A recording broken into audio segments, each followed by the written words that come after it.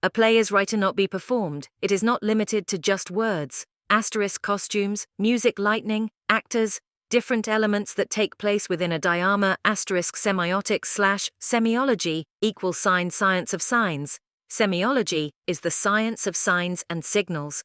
They are concerned with the means of communication as conventions with particulares, emphasis on language. It is a sign system that cannot be limited to only linguistics. Meanings of these signs differ from society to society. Saussure defines semiology as a science that studies the life of signs in a society. A sign can never possess or arrive at a definite meaning. Understanding of that sign changes from person to person. Sign is red, signifier is color, signified is blood. Signified can change according to one's understanding, beliefs.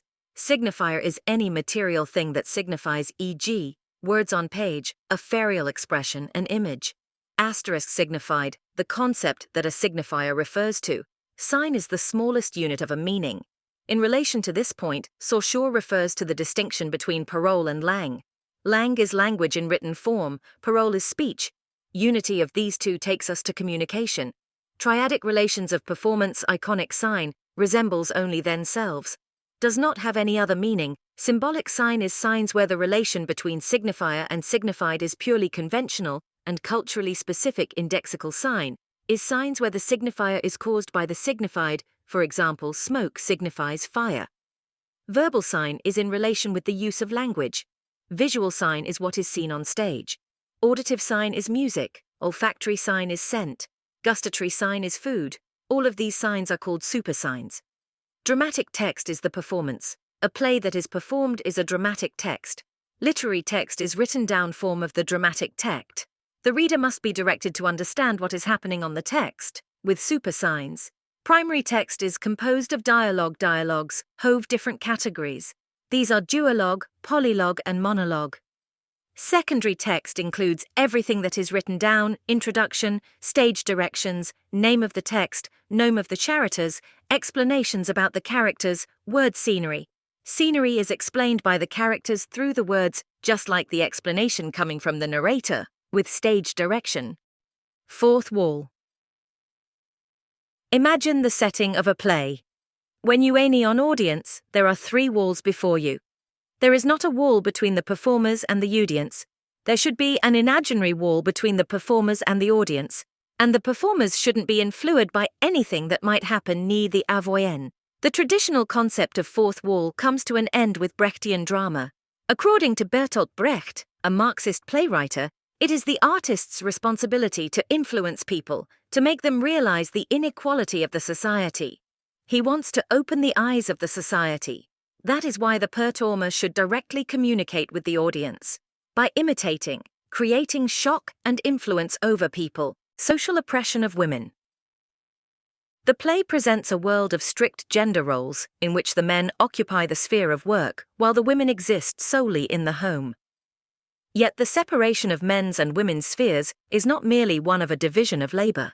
Rather, Trifles portrays a world dominated by men, in which social expectations and restrictions have essentially confined women to the home and bound them to their husbands with little control or identity of their own.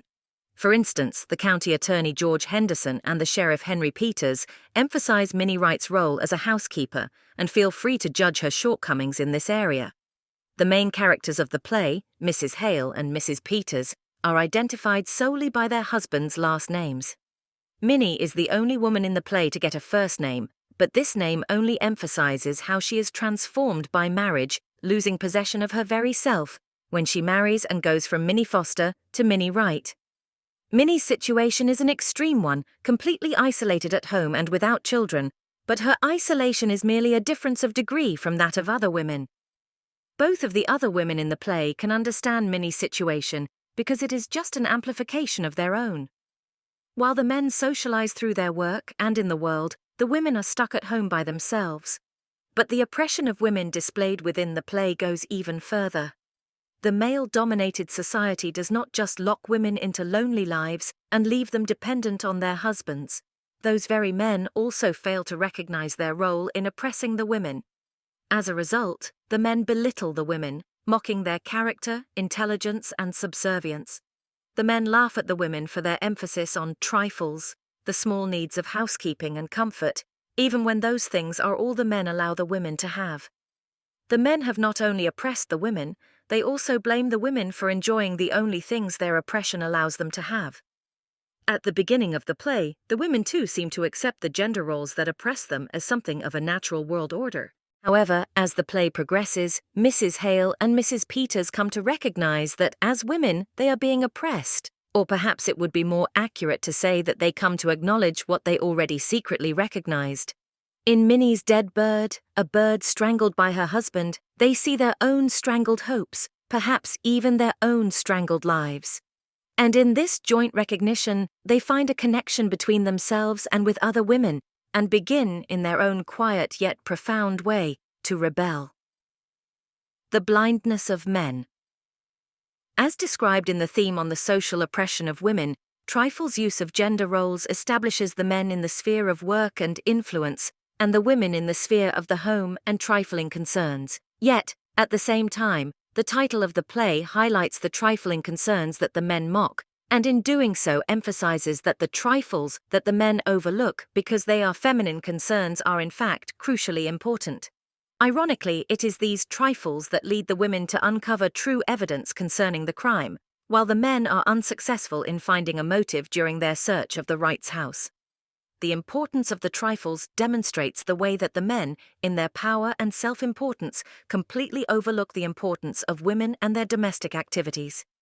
It shows how that self-importance causes the men to overlook the very thing they are searching for, and how that arrogant blindness to the lives of women weakens the men in ways they can't even recognize.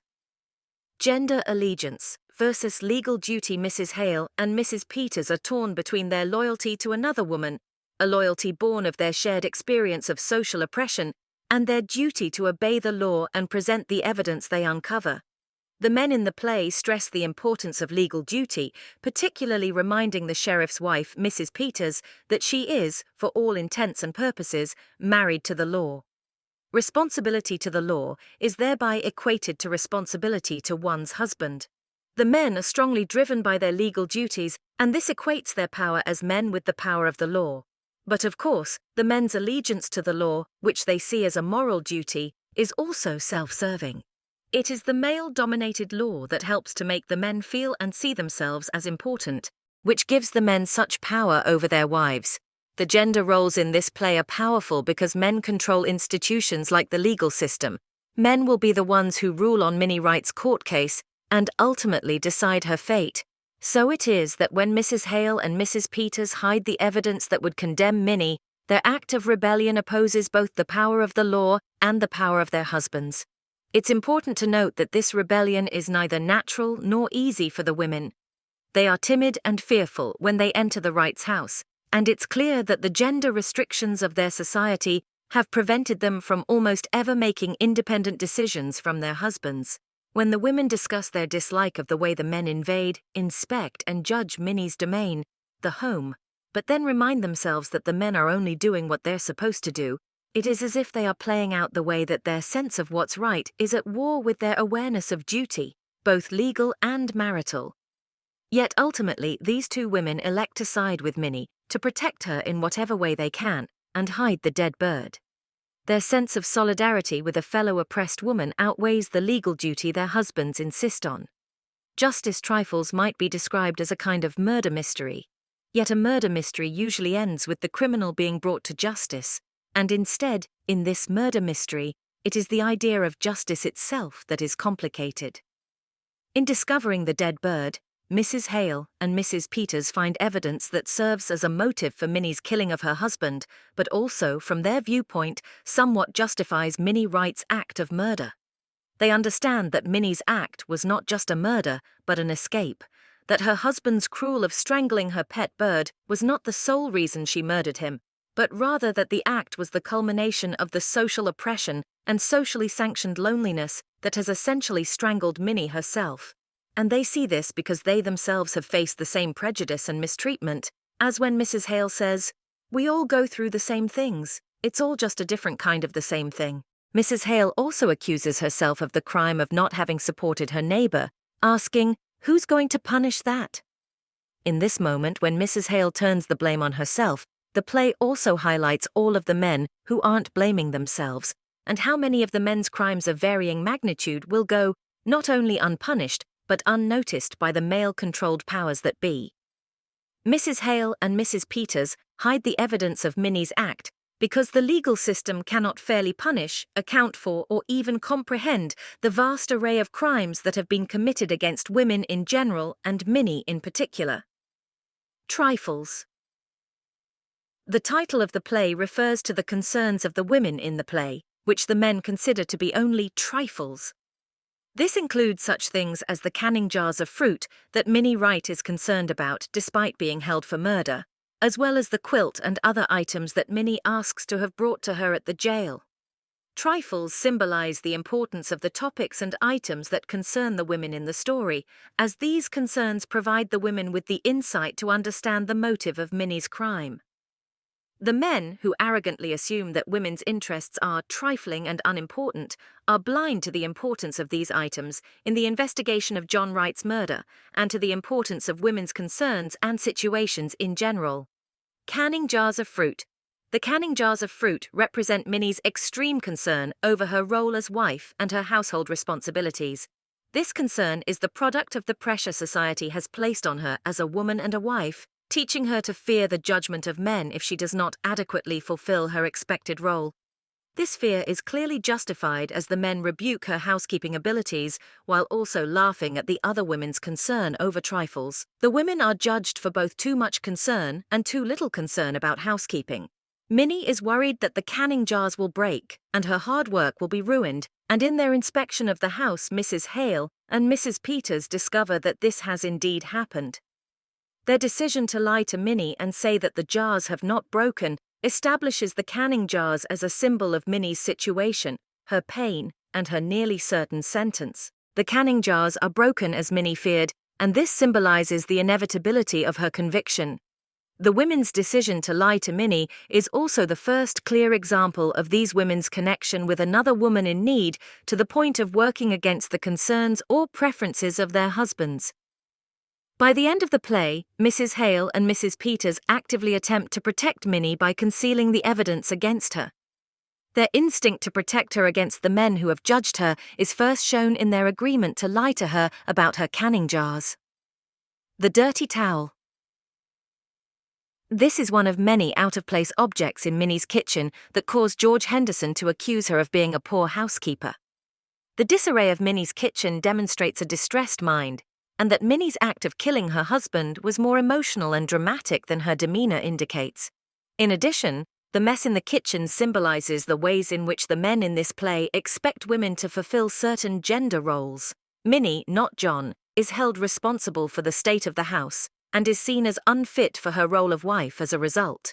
It is precisely this sort of judgment, and the fact that the men are so comfortable in judging women, that isolates Minnie in the first place. The quilt. Mrs. Hale and Mrs. Peters decide to bring the quilt to Minnie in jail, another one of the trifles that the men believe only concern women. The quilt and Minnie's decision to finish it in one of two styles, quilting or knotting, is developed as a metaphor for her innocence or her guilt. The act of knotting a quilt is linked to the act of killing a man with a rope around his neck. The play ends with George Henderson asking the women how Minnie was going to finish the quilt. Mrs. Hale's certainty that she was going to knot it symbolizes the women's certainty that Minnie killed her husband. Meanwhile, the men, blinded by their arrogant inability to see the women's interest as anything but trifles, don't catch this significance at all, and still think Mrs. Hale is talking about a quilt. The dead bird. The strangled songbird that Mrs. Hale and Mrs. Peters discover explains the motivation behind Minnie Wright's crime, but also symbolizes John Wright's abusive treatment of his wife. Minnie is linked to the bird through Mrs. Hale's memory of her as a young, unmarried woman who liked to sing. Like the dead bird, Minnie was once bright and filled with life, but this energy and vitality was strangled out of her by life with John Wright, by her married life caught in a patriarchal society, living with a hard man, a fact the other women understand because they experience the same thing, though to a lesser extent. The bird also symbolizes Minnie's need for companionship in her childless home, and the death of the bird showed that John not only didn't acknowledge this need, but actually removed her remaining source of happiness in a cruel and brutal way.